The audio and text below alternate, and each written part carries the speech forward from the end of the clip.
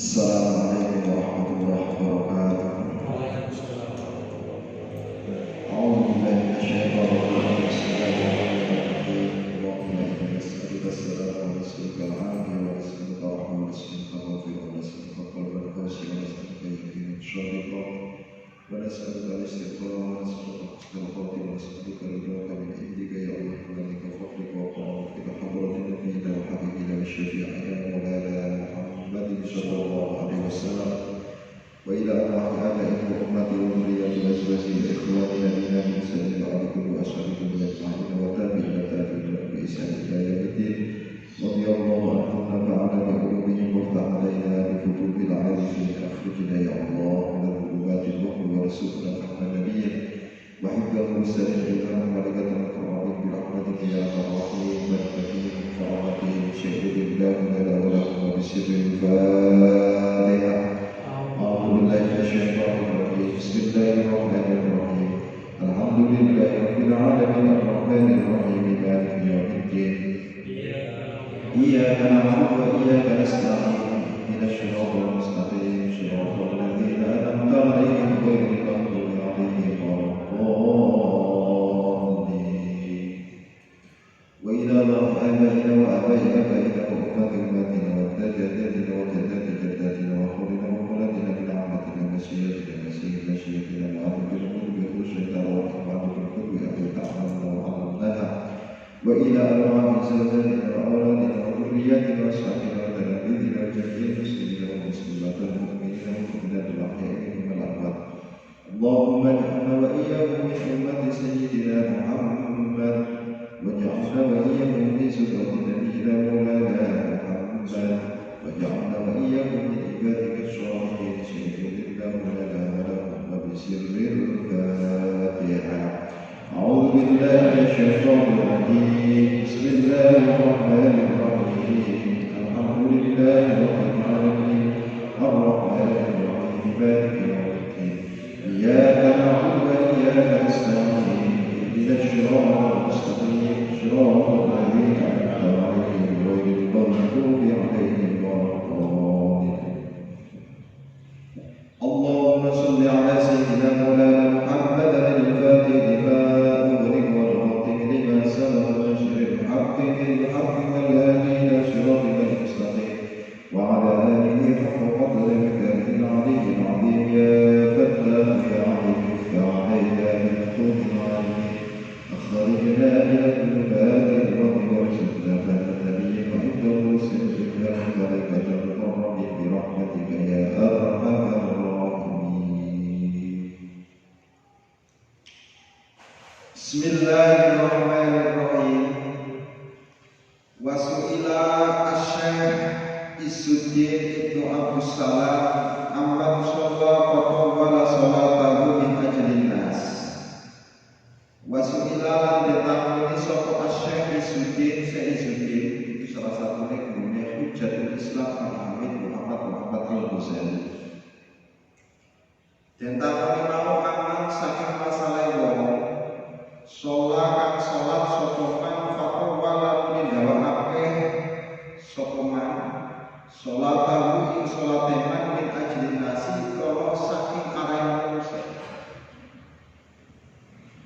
Faqala bidawi sapa Syekh Izzuddin Abdus Salam, ada masalah orang sholat menjadi imam tapi dalam sholatnya ini terlalu panjang. Karena panjangnya sholat ini saking enaknya pengen dipuji sama manusia. Maka bagaimana Syekh itu sholatnya diterima atau tidak? Faqala arju alla yahbitu amalah. Semoga Allah tidak menghapus amalnya. Idza hasala at-tasrif fi sifatil amal. Ketika terjadi penyekutuan di dalam sifatnya amal, bukan di sholatnya. Jadi panjang di dalam sholat itu adalah sifat yang melekat di dalam sholat. Panjang, sholat panjang, berarti kata panjang ini adalah merupakan sifat yang ada di dalam sholat. Tapi kalau sudah sholatnya sendiri karena manusia pasti tidak diterima. Paham, Jin? Jadi kalau sudah bentuk sholatnya itu sendiri yang menjadi tujuan untuk manusia, saya sholat zuhur karena supaya pengen dipuji sama manusia, ini nggak bakal diterima. Tapi kalau sholatnya panjang pengen dipuji sama manusia, di sini bukan sholatnya, tapi sifatnya sholat. Betul, ya. Jadi zatnya ada sifat. Yang sifat ini kalau kita misalkan umpamanya niatnya itu karena yang lain selain Allah pasti tertolak. Tapi kalau sifat yang melekat atau sifat yang mengiring-iringinya seperti orang sholat, kalau sholat sendirian biasanya nggak terlalu panjang, sholat jamaah akhirnya agak panjang sedikit. Makanya adalah sifat yang ada dalam sholat, bukan sholat. Kayak beginian ini Syekh ditanya bab itu, beliau menjawab semoga amalnya tidak tertolak. Tapi kayaknya sih ya tertolak. Fa'in hasola fi aslil amal di ansura al-faridah min ajlillahi ta'ala wa nas fala tuqbalu sholatu. Ada anunya di masjid. Oh iya, berarti wasal. Fa'in hasola fi aslil amal, ketika penyekutuan ini terjadi pada dasar amal, bentuk amalnya bukan sifatnya amal. Seperti gambarannya begini, Jen. Ada orang sholat fardhu, sholat wajib karena Allah dan juga karena manusia. Kita sholat wajib tujuannya juga karena Allah dan pengen dipuji sama manusia. Kalau demikian itu falaku baru sholatnya tidak diterima. Ya berat banget. Li ajli tasyrik. Kenapa sholatnya itu tidak diterima? Karena di dalam sholat itu ada unsur kesyirikan, tasyrik, penyekutuan antara Allah dan selain Allah fi aslil amal.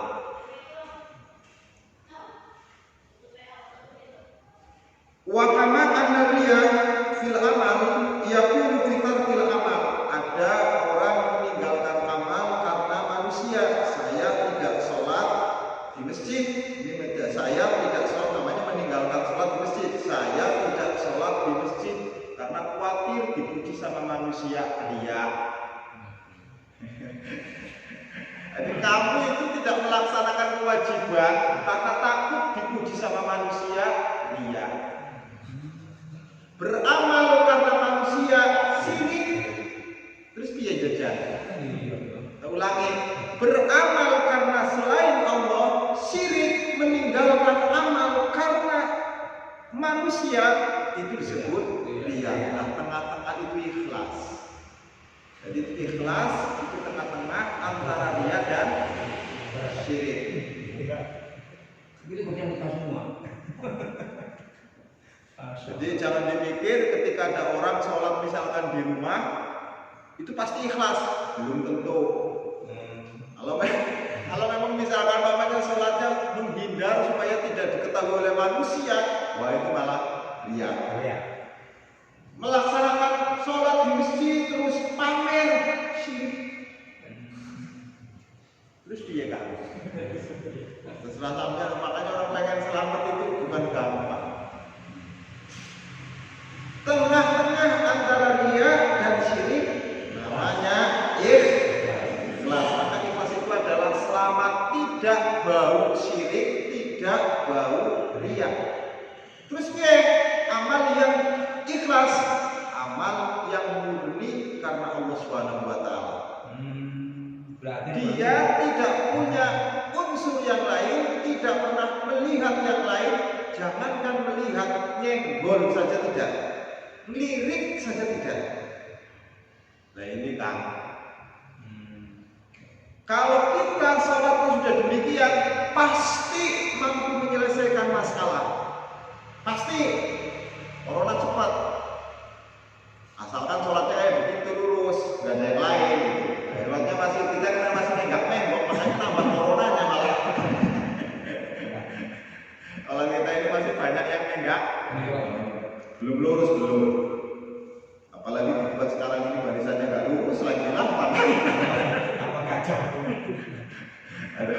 Itulah terserah lah. Wal ikhlas ayyu'afiyallah minhuma wa makna kalamuhu rahimahullahu ta'ala anna man azama ala ibadatin wa tarakaha makhufatan ayyaraha an-nas fa huwa murahib. Jadi orang yang ibadahnya meninggalkan dikhawatirkan karena dilihat oleh manusia, maka orang itu namanya riya. Jadi Anda meninggalkan sholat jamaah karena tujuannya supaya ibadahnya tidak mau dilihat sama manusia, maka namanya riya. Jadi kalau orang beramal karena manusia, namanya syirik. Maka pentingnya niat itu untuk menyelamatkan itu. Innamal a'malu binniyat. Jangan melihat innamal a'malu binniyatnya ini. Jadi niat itu harus mampu memutus mata rantai yang menjadikan selain Allah. Diputus. Kalau tidak pernah diputus sampai kapanpun, ibadah kita ini tidak pernah sampai ke hadirat Allah Subhanahu wa Ta'ala. Ibarat seorang pejalan, ini nggak pernah sampai ke tujuan. Menangnya jalan-jalan tapi tidak punya tujuan. Ibadah pun sama, rajinnya rajin, tapi kalau tidak diputus mata rantainya yang menjadikan ibadah ini adalah terhalang kepada Allah Subhanahu wa Ta'ala, sampai kapanpun ibadah kita hanya sebatas jalan-jalan yang tidak pernah sampai kepada tujuan. Nah, untuk ibadah ini bisa sampai ke hadirat Allah, ketujuannya lillah, maka harus ikhlas. Sayangnya yang tahu ikhlas itu cuma Allah. Jadi kita nggak bisa mendeteksi orang lain, oh itu sudah ikhlas, itu belum tentu. Karena keikhlasan itu ada di dalam hati. Yang berhak menilai ikhlasnya amal atau tidak bukan manusia, tapi Allah lah sebagai penentunya. Kira-kira kita masuk ke ini. Ya, mohon maaf lah ya. Mudah-mudahan menerima. Tapi kalau awal terus nggak pernah usaha, Indonesia kan sebenarnya begitu. Banyak aminnya tapi usahanya kurang. Kayak kita ini banyak amin tapi kurang usaha. Nah ini maka ibadah yang demikian itu disebut ibadah yang tidak akan terpengaruh. Wa kama anna riya muhbitun lil amal kadzalika at-tasmi' wa huwa ayyamara Allah ta'ala fil khulwa thumma yuhadditsun nas bima amila. Seperti hanya riya, dan artinya amal itu bisa tidak punya pahala sama sekali. Orang menceritakan ibadahnya di hadapan orang lain, sekalipun ibadahnya ini adalah tidak pernah dilihat sama orang lain. Dia rajin ibadah, tapi orang lain tidak pernah tahu. Tujuannya dia ceritakan supaya diketahui bahwa dia aneh.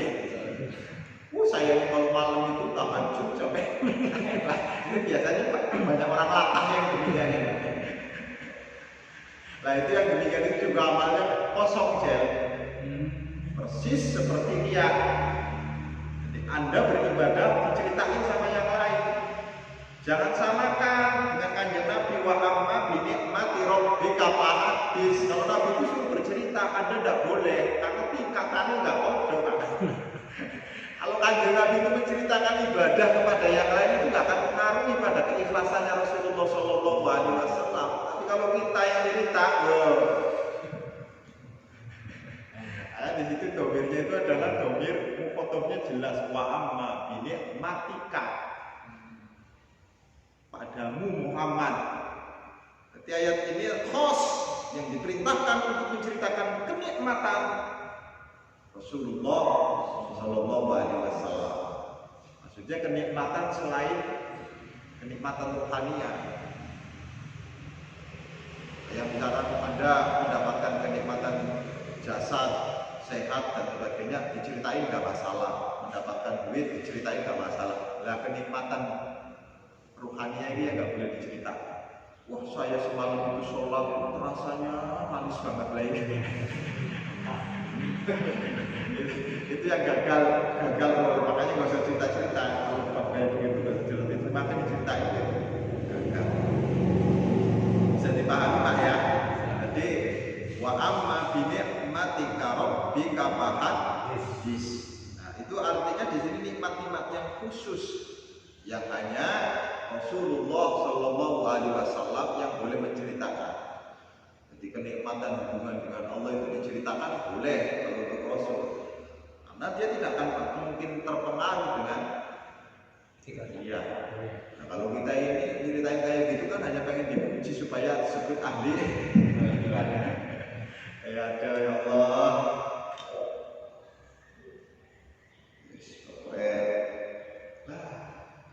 Kadang-kadang kalau baca kayak begini nyerah baik. Jadi ujung-ujungnya orang kalau sudah pasrah itu malah sudah mencapai ikhlas. Lihat di film Kiamat Sudah Dekat itu. Itu kan dia belajar ikhlas itu kan luar biasa. Akhirnya kemudian pada ujung akhir sebuah cerita dia tidak mampu melahirkan keikhlasan. Itulah ikhlas yang sesungguhnya ketika orang sudah pasrah dengan sepenuhnya. Kalau nggak bisa begitu kita amal itu langsung ikhlas itu. Ya mungkin kata ikhlas bisa, tapi sesungguhnya ikhlas ini belum tentu bisa. Yes. Qala sallallahu alaihi wasallam man sami'a Allah bihi wa man ra'a Allah bihi. Qala ulama fa in kana aliman yaqtadi bihi wa huwa dhikru dzalika tansyitul sami'i ya'malu bihi fala ba'sa. Jadi menceritakan yang demikian itu tergantung. Kalau tujuannya memamerkan amalan-amalan yang dilakukan di saat dia tidak diketahui oleh manusia berbahaya. Namun ketika dia bercerita tentang amalan-amalan yang tidak dilakukan, amalan-amalan yang tidak diketahui oleh manusia dengan tujuan agar diikuti sama yang lain, mudah-mudahan tidak berbahaya. Mudah-mudahan.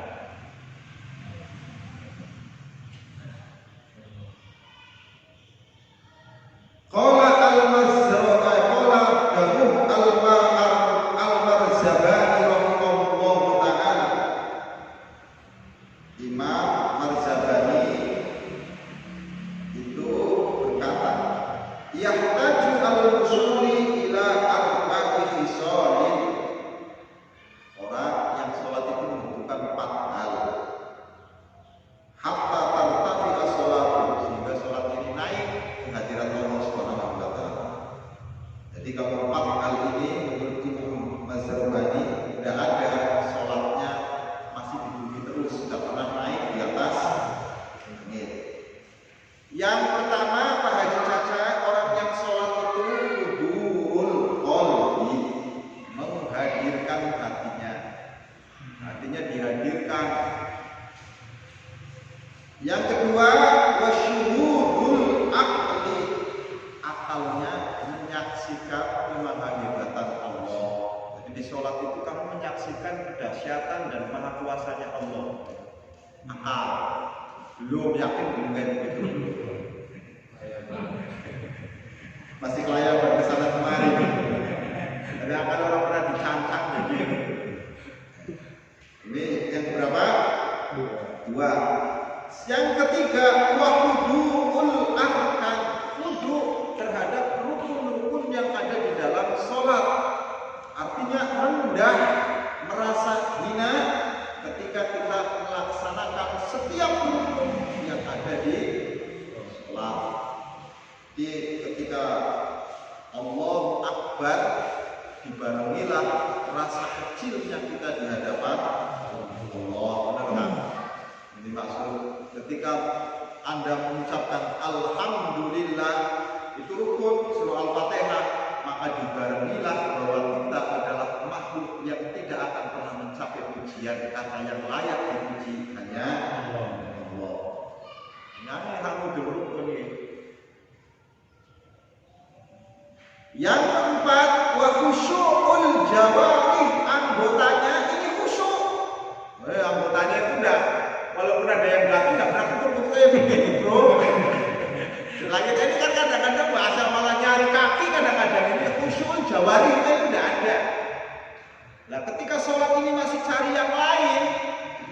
bukan khusyuk. Di sholat yang khusyuk itu kayak orang tidur.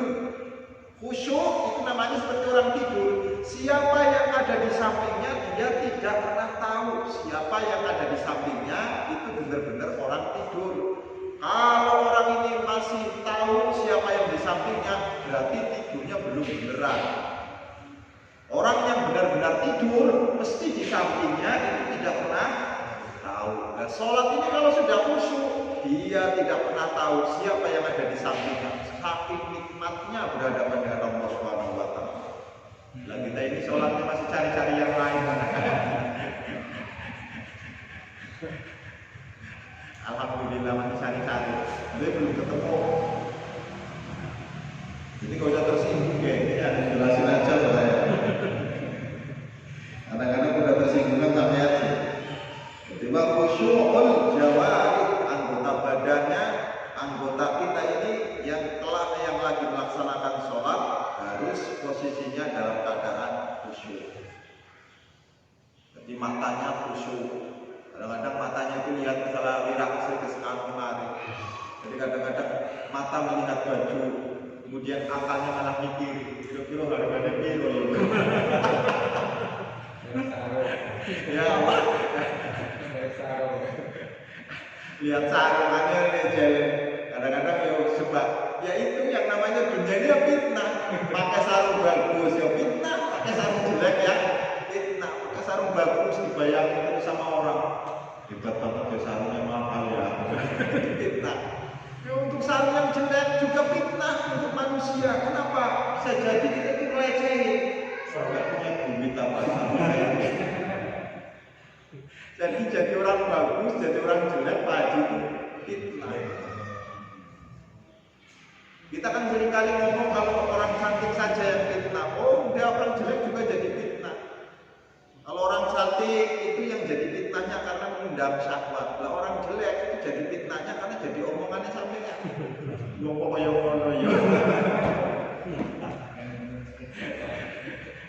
Jadi kehidupan di dunia itu nggak bisa tanpa fitnah, itu nggak bisa. Fitnah itu cobaan. Jadi fitnah ini dipahami jangan seperti kamus bahasa Indonesia. Fitnah itu lebih kejam daripada pembunuhan. Oh keliru, Bung. Jadi fitnah itu adalah cobaan yang diberikan oleh Allah Subhanahu wa Ta'ala dalam kehidupan dunia. Paham ya? Jadi semuanya itu ya fitnah. Jadi orang ini khusyukul jawari, anggota badannya harus khusyuk ketika sholat. Faman sholat bila huduri qalbi fahuwa mushollah lahun. Bila ada orang sholat tapi hatinya tidak dihadirkan, hatinya tidak hadir, kosong hatinya. Ini pokoknya yang penting jasadnya, ruku, sujud dan sebagainya sampai salam tanpa menghadirkan Allah Subhanahu wa Ta'ala. Maka di sini disebut dengan namanya lahun. Itu sholatnya orang mainan. Jadi orang mainan itu yang nggak pernah dianggap namanya mainan.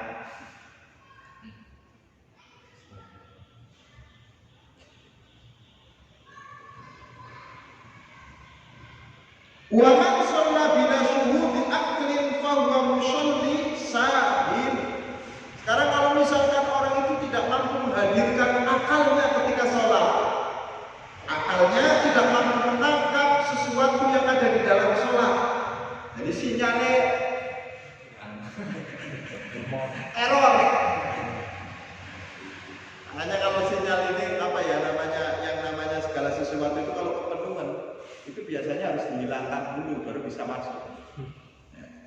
Jadi kita itu karena saking penuhnya urusan dunia, maka kadang-kadang nggak bisa masuk, makanya harus dibuang dulu salah satunya itu untuk bisa menciptakan akal ini bisa menemukan gambaran-gambaran kekuasaan Allah di sholat. Jadi sholat ini gambaran akal harus mampu menemukan kehebatan Allah Subhanahu wa Ta'ala. Kalau sudah demikian ini, sholatnya mampu menciptakan sebagai sholat mukjizat.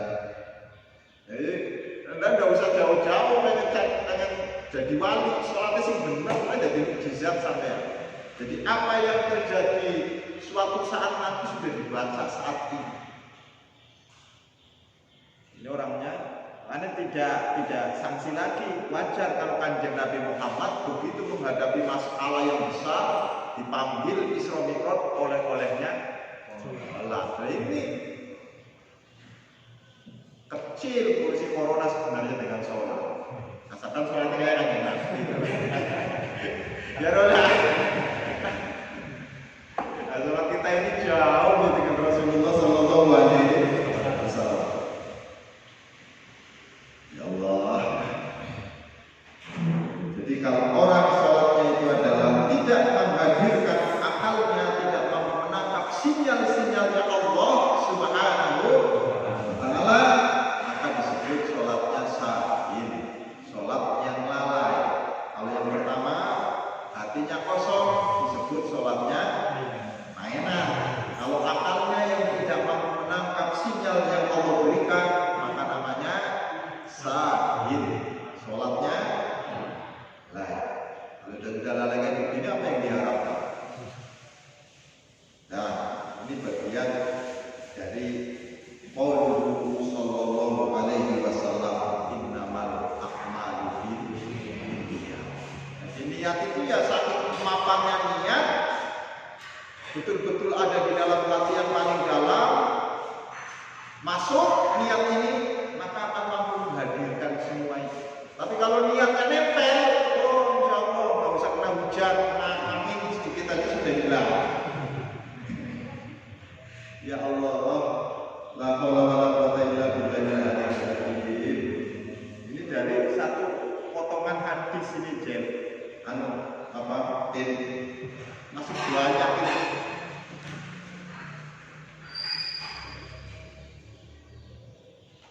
Belum membahas masalah hijrahnya, tapi kita mari belajar dulu, mudah-mudahan ada manfaat yang kita bisa raih. Allahumma amin. Wa hadza qauluhu sallallahu alaihi wasallam, innamal a'malu binniyat, arada biha a'malat ta'at guna a'malul mubahah. Yang dikehendaki di sini, kita ini tergantung pada niatnya, bukan pada seluruh amal.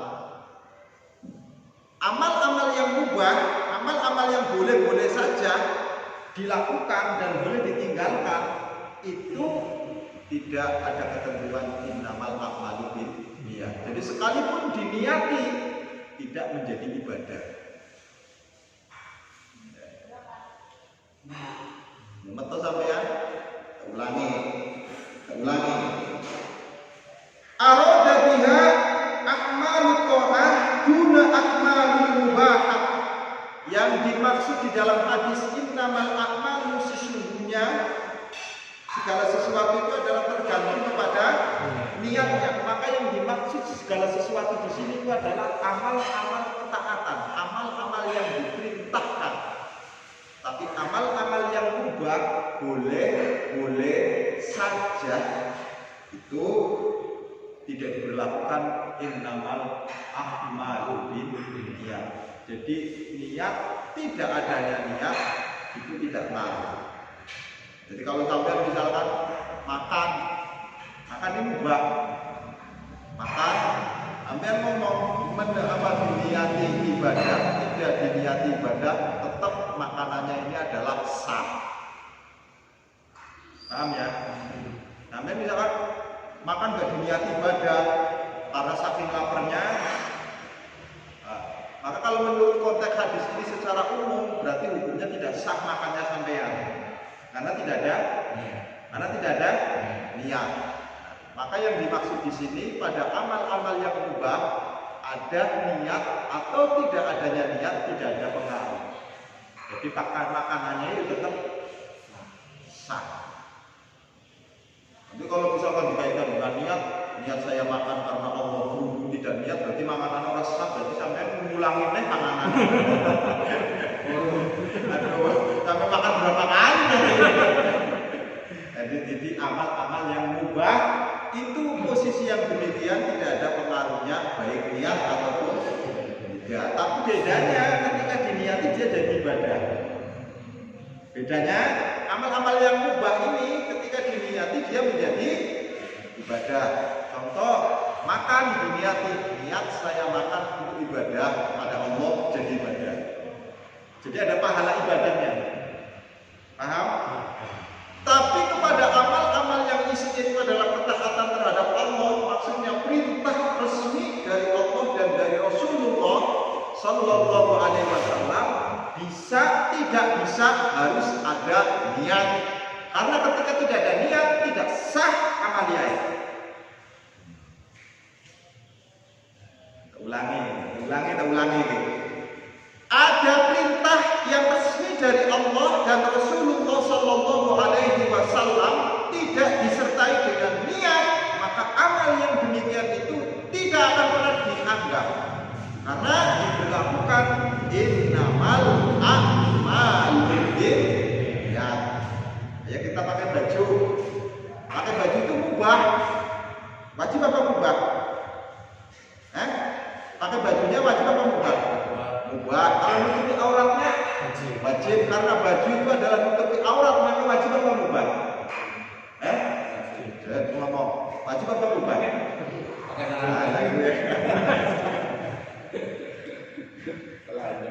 Yang wajib itu menutupi aurat. Oleh karenanya menutupi aurat, maka posisinya dengan apapun yang penting bisa menutupi aurat, tidak harus dengan memakai baju. Oleh demikian itu baju dalam satu sisi dihukumi mubah juga, karena bukan satu-satunya yang mampu menutupi aurat. Kalau misalkan aurat itu bisa tertutup dengan baju itu sebuah kewajiban yang harus melekat dalam diri manusia. Kembali di sini, ketaatan terhadap Allah Subhanahu wa taala itu resmi bentuknya. Resmi, tidak ada penawaran seperti yang ditetapkan, digariskan oleh Al-Qur'an dan hadis Rasulullah Shallallahu Alaihi Wasallam. Maka yang demikian itu harus ada niat. Ketika tidak ada niat, maka amalnya tidak terhitung. Qala Al-Haris Al-Muhasibi, al-ikhlas la yadkhulu fi mubah li'annahu la yashtamilu ala qurbatin wa la yu'addi ila qurbatin karafil bunyan la li gharadin bal li gharadin rukuna.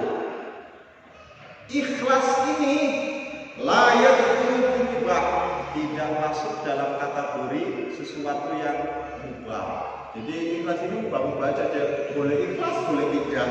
Tapi ikhlas itu hukumnya wajib.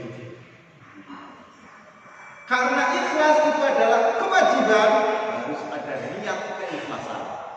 Maka ketika tidak ada niat keikhlasan, tidak akan pernah ada keikhlasan dalam amal. Di niat ikhlas saja belum tentu ikhlas, apalagi tidak ada niat ikhlas. Kenapa ikhlas ini adalah tidak masuk dalam kategori mubah? Li'annahu la yastamilu ala qurbatin wa la yu'addi ila qurbatin karafil bunyan la li gharadin bal li gharadin rukuna. Amma idza kana li gharadin kal masajid wal qanatil wal irbiqah fa yakunu mustahabban. Qala wala ikhlasu fi muharramin wala makruhin. Jadi ikhlas ini adalah tujuan bangunan yang sesungguhnya dalam ibadah itu adalah ikhlas. Tapi untuk memerlukan bangunan yang puncak harus ada fondasi gitu. Jadi orang kalau misalkan ujung-ujung dari wong ikhlas kayaknya mustahil. Jadi fondasinya itu harus dari awal dulu. Tapi tujuan yang sesungguhnya bangunan ini adalah jadi ditempati enak, itu namanya ikhlas. Jadi orang sholat ini kalau untuk bisa menciptakan sholat yang ikhlas, dia harus pakai peraturan. Gak begitu niat sholat dulu lillahi ta'ala terus ikhlas belum tentu. Tapi peraturannya harus pakai kaidah-kaidah hukum. Sholatnya harus ada surah Al-Fatihahnya, misalkan harus rukuk, sujud dan sebagainya. Itu bagian dari dasar-dasarnya bangunan. Nah, dari setiap bangunan ini itu saya menghubungkan antara yang satu dengan yang lain. Ada syarat yang dilakukan sebelum kita melaksanakan sholat, namanya syarat. Syaratnya harus suci, tempatnya harus suci, ya kan? Posisi kita juga harus bersih dari hadas kecil maupun hadas besar. Itu merupakan syarat-syaratnya. Kemudian masuk waktu, syaratnya muslim, kan begitu Jer. Nah kalau misalkan ada orang sholat memang benar bersih dari hadas kecil dan hadas besar, tapi sayang bukan orang Islam, tidak sah. Syaratnya benar sulit. Jadi bangunan syaratnya harus benar. Setelah masuk ke syarat, kemudian masuk ke pelaksanaan, namanya rukun. Rukunnya dari awal takbiratul ihram sampai salam itu juga harus benar. Nah, itu namanya bangunan. Dari sini bangunan fondasi awalnya sampai akhir perjalanan sholat itu harus ada kata ikhlas di dalamnya. Nah, ikhlas ini adalah inti dari sebuah bangunan. Jadi inti dalam sebuah sholat itu adalah keikhlasan terhadap Allah Subhanahu wa Ta'ala. Jadi selama ini kalau kita belum mampu mencapai yang demikian, karena banyaknya kekurangan yang kita miliki, sehingga sholat belum mampu menciptakan kedekatan terhadap Allah Subhanahu wa Ta'ala. Ini makna dari innamal a'malu wala ikhlasu fi muharramin wala makruhin. Dalam hal yang haram tidak ada kata ikhlas. Kemudian misalkan pasang togel, sejak saya pasang togel karena Allah Subhanahu wa Ta'ala dalam hal yang haram itu tidak boleh ada kata ikhlas. Atau dalam barang-barang yang makruh itu juga tidak boleh ada keikhlasan. Melaksanakan sesuatu yang haram tidak boleh ikhlas, melihat sesuatu yang haram juga tidak boleh ikhlas. Tidak boleh. Jadi yang harus ada keikhlasan di dalam ketaatan atau kewajiban kita kepada Allah Subhanahu wa Ta'ala. Wa hadza la ikhlasu fihi bal la qurbata al-bittaqal. Anda melihat perempuan harus ikhlas apa enggak? Ya. Saya alasannya kan akal ini bisa ngeles ya. Alangkah hebatnya Allah menciptakan kamu bahmu. Ini lesa apa? Ya, helahnya akal. Yang dimaksud sebenarnya kamu nafsu sama ini. Tapi ya kemudian digambarkan seolah-olah Allah Subhanahu wa Ta'ala itu begitu hebatnya menciptakan kamu. Nah, pinter aja, kata. Maka yang demikian ini kemudian dibahas di sini.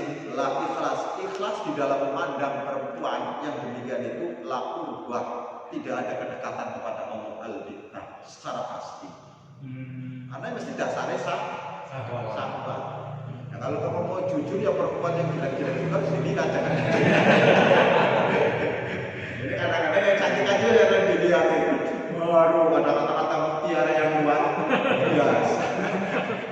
Lah yang demikian ini masya Allah. Namanya bukan ikhlas, ada melihat perempuan cantik ikhlas saya melihat kamu jadi ikhlas di dalam kata yang demikian itu ketika melihat seorang perempuan yang cantik sesungguhnya tidak ada kedekatan kepada Allah.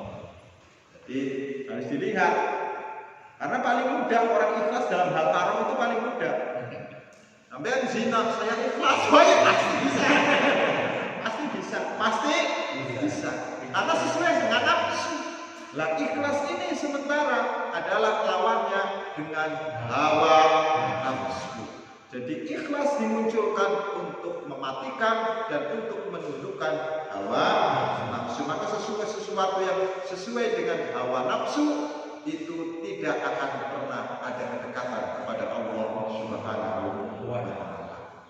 Jadi di sini kembali lagi ikhlas bukan sembarang ikhlas, tapi peletakannya juga penting dalam hal-hal yang haram. Ketika Anda ikhlas itu bukan berarti Anda semakin hebat di sisi Allah, tapi semakin diancam oleh Allah Subhanahu wa Ta'ala. Saya ikhlas Pak Malik. Nah, ikhlas yang demikian ini diancam sama Allah Subhanahu wa Ta'ala. Kalau saya ikhlas dalam ibadah kepadamu ya Allah, baru ini yang diangkat derajatnya oleh Allah. Makanya keikhlasan itu juga pada ketaatan, bukan kepada sesuatu yang makruh ataupun bukan kepada sesuatu yang haram.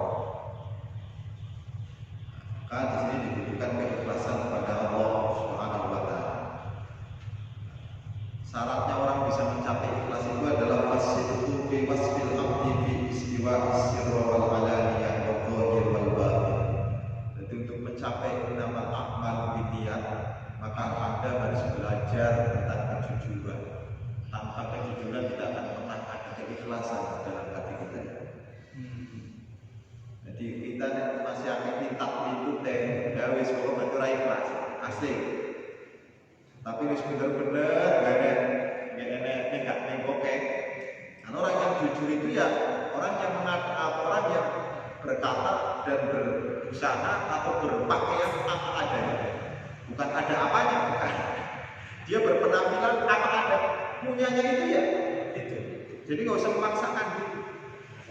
Nah, fasidqu fi wasfil abdi fi istiwa'i sirri wal alaniyah wal dhahir wal batin, fasidqu yatahaqqaqu bi tahaqquqi jami'il maqamat wal ahwal hatta anna ikhlas yaftaqiru ila sidq.